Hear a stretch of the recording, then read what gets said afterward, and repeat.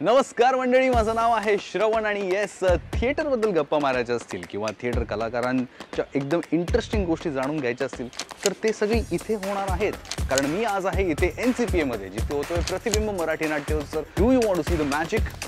चला दाखवतो. How do you manage to look so young still?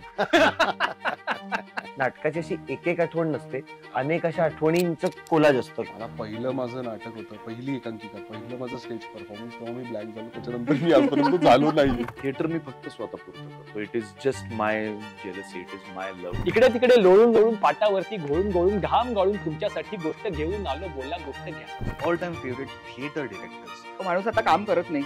विजय जोशी. बापरे. आजही प्रयोग करताना ही टेन्शन असायलाच हवं आपल्याला की नाटक महत्वाचे आहे.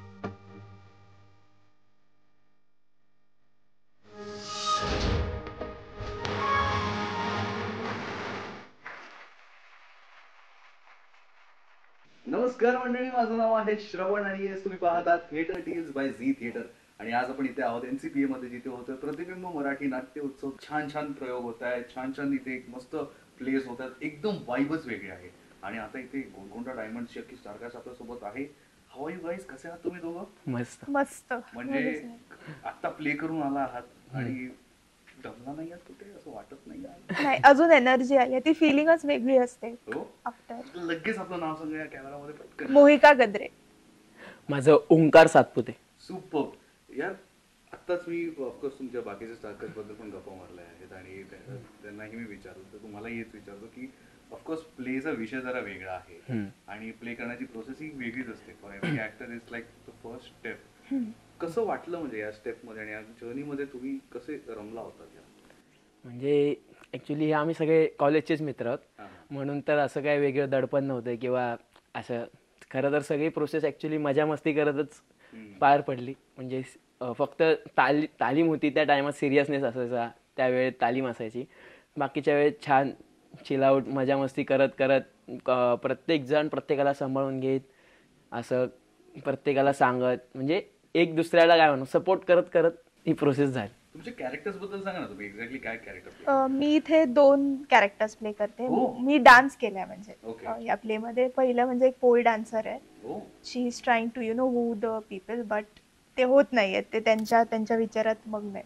आणि दुसरं कॅरेक्टर आहे मायाचं, की नॉर्मली म्हणजे माया एक कॅरेक्टर दाखवलंय त्या नाटकात, आणि दुसरं म्हणजे माया म्हणजे खूप मोह माया बोलतो ना आपण, त्या टाइप मधली माया. सो हे 2 कॅरेक्टर आहेत माझे. मी 3 कॅरेक्टर्स केले होते इथे. सो पहिल्या ह्याच्यात मी म्हणजे एक रिप्रेझेंटेटिव्ह होतं, सिस्टीमचं एक रिप्रेझेंट होतं की कसं रोखलं जातं. म्हणजे एक विचारवंत असतात किंवा कोण नवीन विचार करणारे जेव्हा वर येतात, नवीन विचार जेव्हा वर येतात, तेव्हा त्यांना एक असा एक वर्ग असतो, तो त्या विचारांना दाबायचा प्रयत्न करत असतो. म्हणजेच मी तो त्या ट्रेनमधचा हे होतो. तर असं त्याला काही नाव नव्हतं, पण तो मी त्याचा रिप्रेझेंटेटिव्ह होतो. मग ते ट्रेनमध्ये म्हणून काय, तर मग तो कोट चढवून एक फेक टीसी, जो की ना माझे कपडे तसे होते, माझे कपडे फुल कलरफुल, एकदम छय्या असे कपडे. हा, आणि तसा मग त्याच्यासोबत म्हणजेच काय की ते दोघं जे आहेत ना, ते जे विचार करत बसलेले त्यांना मला त्या विचारापासून थांबवायसाठी उतरवायचं होतं. सो ते एक होतं. म्हणजे मला तिथे कोणी विचार करत असेल तर मला ते नाही चालणार, मी त्यांना तिथेच थांबवणार. जे पण फिल्म मध्ये आपण VFX वगैरे करून काहीतरी स्टोरी दाखवू शकतो, पण हे ऑफकोर्स ऑडियन्सना एक वेगळा एक्सपिरियन्स देण्यासाठी ते तुम्ही एवढी मेहनत घेता. दॅट्स रिअली हॅट्स ऑफ यार. आणि खरंच गोलकोंडा डायमंड्स हे नावच इतकं इंटरेस्टिंग आहे, ते वाटतं की काहीतरी इंटरेस्टिंग आहे. Like coming to the theatre हा विषय, why did you choose to be in this profession? हा मोठा प्रश्न आहे की कुठे ना कुठे आपल्या फॅमिलीमध्ये एक एक्सपेक्टेशन असतं की आता हे करा, तुम्ही हे करा, एवढे पैसे असले पाहिजे. लेट्स एक्सेप्ट द फॅक्ट की आपलं इंडस्ट्री ही अनसर्टन आहे. ठीक आहे, लेट्स बी व्हेरी ऑनेस्ट. आज काम है, शायद कल नहीं है, परसों ज्यादा काम है, एंड यू नेवर नो पुढे कसं आहे. टू बी हंबल हेच एक मेन मोटो असलं पाहिजे. But why did you choose this profession? माझं तर लहानपणापासूनचं स्वप्न होतं that I wanted to get into this profession, आणि आय वर्क टुवर्ड्स इट. बस इट्स अ ड्रीम. आणि मला आवडतं, मी रमते त्या लाईट्स मध्ये, त्या स्टेजवरती. Yes, I love it. मग काही सी आता पेशन्स कुठच्याही क्षेत्रात लागतो. आपल्या क्षेत्रात थोडं जास्त लागतो पण नॉर्मली दुसऱ्यांदा कोणीतरी सांगितलं म्हणजे ही साईन तुझ्यात पेशन्स अजिबात. So universe is giving you a sine. Patience असतात, पेशन्स लागतात. Thank you teacher.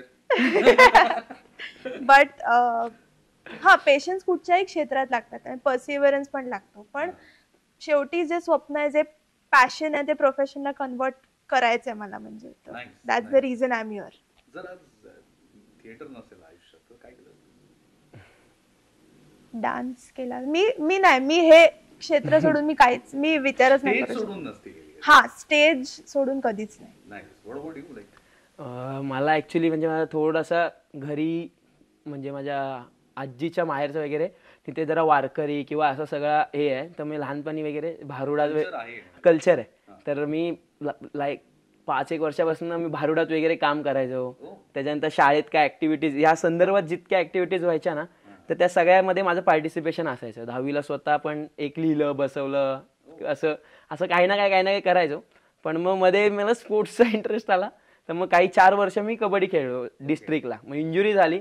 मग आता काय, तर मग बॅक टू बेस, मग परत आपली जी आवड आहे त्याच्याकडे आली. असू शकतं. हो, आलोच नसतो. कारण की येस म्हणून मग मी परत काय केलं, 13वी करत होतो युनिव्हर्सिटी मधून. मग मी पुन्हा रुयामध्ये ऍडमिशन घेतलं फक्त नाटकासाठी. म्हणजे मला काहीच करायचं नव्हतं, अभ्यास फक्त नाट्यवलय करायचं होतं. मग तसं मग तेच केलं फक्त तसं.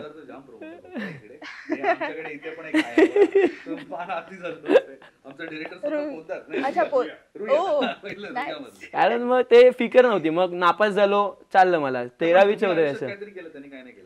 आता आहेत ना इकडे.